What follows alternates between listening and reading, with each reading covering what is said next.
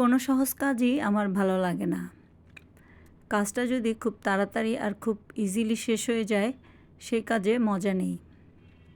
সেজন্যই কাজটাকে আরও জটিল করার জন্য আমার মাথার মধ্যে ঘুরপাক খেতে থাকে। তো এটা আমি ড্রয়িং করা শেষ করার পর এটার মধ্যে আউটলাইন করছিলাম। তো আউটলাইন আমি করেছি গোল্ডেন কালার দিয়ে, আর ইয়েলোটাতে করেছি অরেঞ্জ কালার দিয়ে।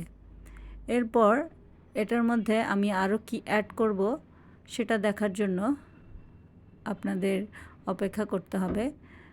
আমি কাল অথবা পরশুদিন এটার মধ্যে আমি আবার কি অ্যাড করলাম সেটার একটা ছোট করে ভিডিও আপনাদের সাথে শেয়ার করব।